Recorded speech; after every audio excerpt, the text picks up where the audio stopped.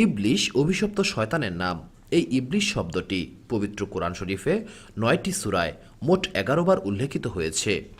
শয়তান শব্দটি দ্বারা প্রধানত ইবলিশকে বোঝানো হলেও পাক কালামের কোনো কোনো স্থানে শয়তান শব্দের বহুবচন ব্যবহার করে উহার দ্বারা মূল শয়তান অর্থাৎ নির্দিষ্ট ইবলিশের পরিবর্তে তার শিষ্যমণ্ডলী বা শয়তানের গুণ ও স্বভাব বিশিষ্ট অন্যান্য দুষ্ট দিগকে বোঝানো হয়েছে। শয়তান শব্দটি কোরআনের ভিতর ৩৫টি সূরায় সর্বমোট ৮৫ বার উল্লেখ করা হয়েছে। ইবলিশের পিতার নাম ছিল খবিশ, জিনদের পঞ্চম পয়গম্বর ও বাদশাহ হামুস ছিল ইবলিশের জনক খবিসের পিতা। খবিসের আকৃতি ছিল ভয়ঙ্কর এক সিংহের ন্যায়, তার স্বভাব চরিত্র হিংস্র সিংহের মতো ছিল। একদিকে তার শরীরে ছিল আসরিক শক্তি, অপরদিকে তার চেহারায় ধূর্ততার সুস্পষ্ট ছাপ। উক্ত খবিশ ছিল পাপী জিনদের মাথার মুকুট। ইবলিশের মায়ের নাম ছিল নীলবিস, সে ছিল জিনদের পঞ্চম নেতা হামুসের মেয়ে। নীলবিসকে ঠিক নেকড়ে বাঘের মতো দেখাতো, তার প্রকৃতিও ছিল নেকড়ে বাঘের মতোই।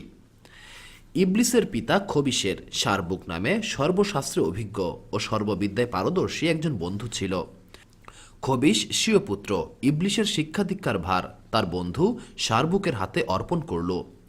ইবলিশ যেমন ছিল মেধাবী, তেমনি তার স্মৃতিশক্তিও প্রখর ছিল, তাই কোনো পাঠই তাকে একবারের বেশি বলে দিতে হতো না। একবার মাত্র যা কিছু সে শ্রবণ করত আর কখনোই তা ভুলে যেত না।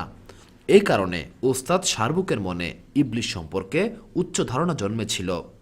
ইবলিশকে পড়াতে পড়াতে সে তার বন্ধু খবিসকে প্রায়ই বলতো, বন্ধু, তোমার পুত্র ইবলিসের মধ্যে যে সমস্ত লক্ষণ দেখছি তাতে মনে হচ্ছে ভবিষ্যতে সে একদিন মহাবিখ্যাত জিনে পরিণত হবে। আমি ২৬,০০০ বছর যাবৎ শিক্ষকতার কাজে নিয়োজিত আছি, কিন্তু এই সুদীর্ঘ দিনের মধ্যে তোমার সন্তান ইবলিশের ন্যায় এতটা তীক্ষ্ণ মেধাবী ও বুদ্ধিমান ছাত্র আমার হাতে দ্বিতীয়টি আর পড়েনি। তবে এটাও সত্য যে তোমার সন্তানটি ভীষণ বেয়াদব, অহংকারী আর একগুঁয়ে। এটা তার পরিণতির জন্য মোটেও কল্যাণকর হবে না। বস্তুত শৈশব হতেই ইবলিশ ভীষণ রাগী, জেদি, একরোখা, ঝগড়াটে আর মিথ্যাবাদী প্রকৃতির ছিল। প্রতিবেশী অন্যান্য জিন ছেলে মেয়েদের সঙ্গে প্রতিনিয়ত কলহ বিবাদ, মারামারি ছিল তার প্রধান কাজ। ছোট ছোট ছেলে মেয়েরা তার অত্যাচারে অতিষ্ঠ হয়ে উঠেছিল। তার বায়োজ্যেষ্ঠ জিনেরাও তার দুরন্তপনায় অতিষ্ঠ ও আতঙ্কিত হয়ে পড়েছিল।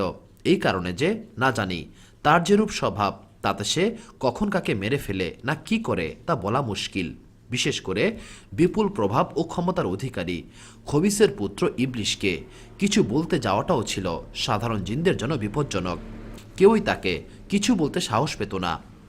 যাই হোক, ইবলিশের ভিতর এই দুরন্তপনা ও ঝগড়াটে প্রকৃতির বিপরীতধর্মী প্রকৃতি তথা তীক্ষ্ণ বুদ্ধিমত্তা আর মেধাবী চরিত্র তার জীবনের প্রথম অধ্যায়ের জন্য খুবই অনুকূল অবস্থার সৃষ্টি করল। তার ভাগ্যও ছিল সুপ্রসন্ন। ফেরেশতাগণ জিনদেরকে ধ্বংস করার সময়ে বালক ইবলিশকে স্নেহবশত হত্যা না করে লালন পালন করার জন্য আল্লাহর নিকট অনুমতি লাভের প্রার্থনা করল। আল্লাহ পাক ফেরেশতাদের প্রার্থনা মঞ্জুর করলেন এবং তাদেরকে অনুমতি প্রদান করলেন।